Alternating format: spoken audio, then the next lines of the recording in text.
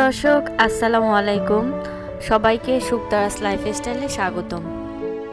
আজকে বরাবরের মতোই আমি আপনাদের জন্য আমার একটা পছন্দের রেসিপি নিয়ে হাজির হলাম। সেটা হচ্ছে গরুর বট, গরুর ভুঁড়ি, অনেকে অনেক নামে বলে। কেউ পছন্দ করে, কেউ পছন্দ করে না, তবে আমি পছন্দ করার দলে।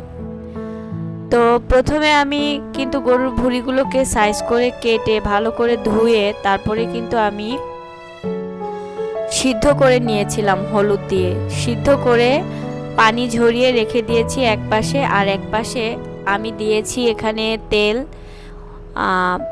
1 কাপের মতো পেঁয়াজ। এখানে গরুর ভুঁড়ি রান্না করতে গেলে দর্শক পেঁয়াজটা একটু বেশিই লাগে, আপনারা চাইলে এর থেকেও বেশি দিতে পারবেন।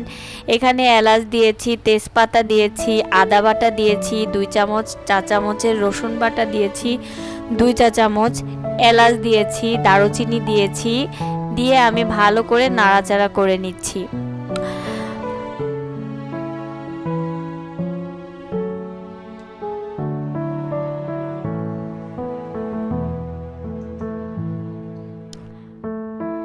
রান্নাটা আসলে স্বাদের হয়, আপনি যত কষাবেন সব কিছু মশলা, রান্নাটা ততই স্বাদ বাড়বে।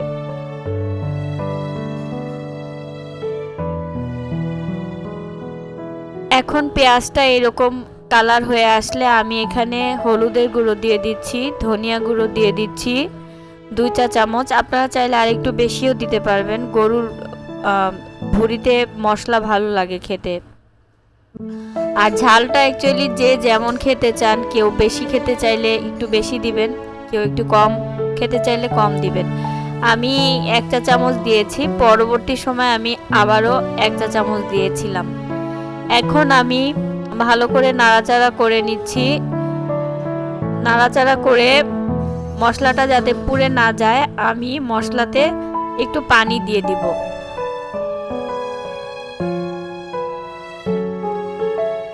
এবং গরুর বট রান্না করতে গেলে, ভুঁড়ি রান্না করতে গেলে তখন আমি বরাবরই আরেকটা চুলায় গরম পানি বসিয়ে রাখি। সেই গরম পানিটাই কষানোর পরবর্তী সময় যে আমরা পানিটা দেই, আমি সেই পানিটাই দেই।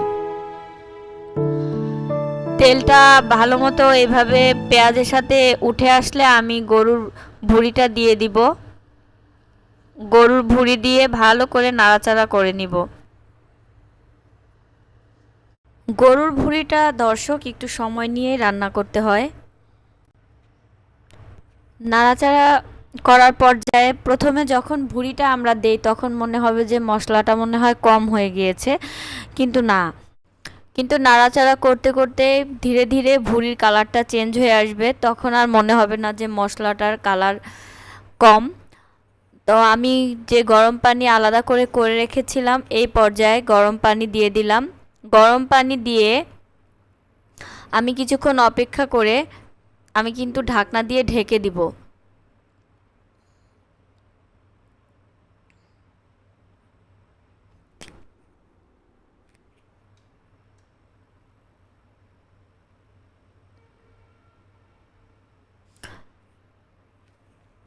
ঢাকনা দিয়ে ঢেকে 10-15 মিনিট পর আমি ঢাকনাটা খুলে দিব।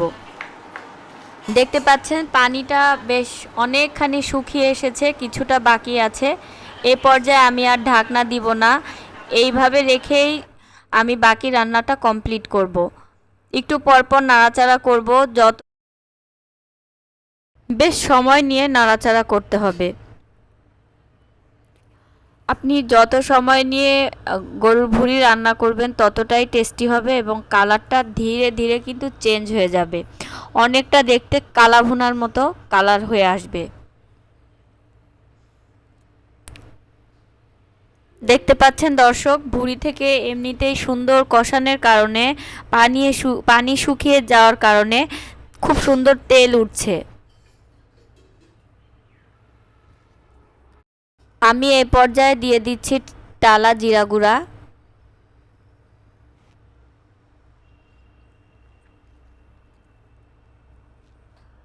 আমি 1.5 চা চামচের মতো জিরা গুঁড়া দিয়েছি। শেষে টালা জিরা গুঁড়া দিলাম, তাতে স্মেলটা আরও দারুণ আসবে। এখন আমি ভালো করে নাড়াচাড়া করে মিশিয়ে নিব জিরাটা ভুড়ির সাথে।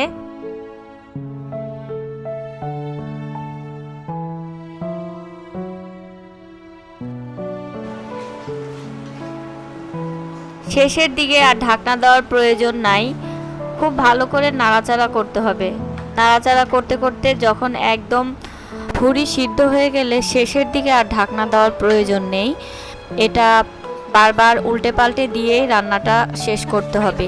এই উল্টাতে পাল্টাতেই কালারটা চেঞ্জ হবে, ভুড়িটা আরও সিদ্ধ হয়ে আসবে এবং আপনাদের পছন্দ মতো আপনারা পরিবেশন করতে পারবেন। কেউ একটু গ্রেভি চাইলে গ্রেভি খেতে পারে, কেউ একটু গ্রেভি না চাইলে একদম ভাজা ভাজা সেটাও খেতে পারে। দর্শক, রান্না তো দেখছেন আর আমার কথাও শুনছেন, আপনারা আমাকে সাপোর্ট করবেন অবশ্যই। আমার চ্যানেলটি সাবস্ক্রাইব না করলে অবশ্যই এখনই সাবস্ক্রাইব করুন। ফ্রেন্ডস অ্যান্ড ফ্যামিলিকেও আমার চ্যানেলটি সাবস্ক্রাইব করার কথা বলুন এবং আমার ভিডিওটি আপনাদের ভালো লেগে থাকলে একটা লাইক করবেন এবং কমেন্ট করে জানাবেন খারাপ লেগে থাকলেও।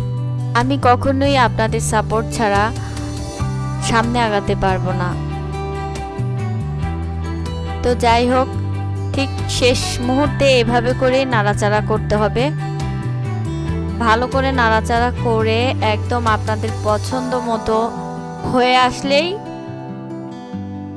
আপনারা গরম ভাতের সাথে খেতে পারবেন, খুব মজা লাগবে খেতে। শেষের দিকে কালারটা এত দারুণ আসে যে আমি আসলে লোভ সামলাতে পারি না। কালারটা দেখতে পাচ্ছেন দর্শক, অনেক সুন্দর একটা কালার এসেছে। তো রান্নাটা এই পর্যায়ে আমি এইভাবেই শেষ করব এবং আমি পরিবেশনে চলে যাব।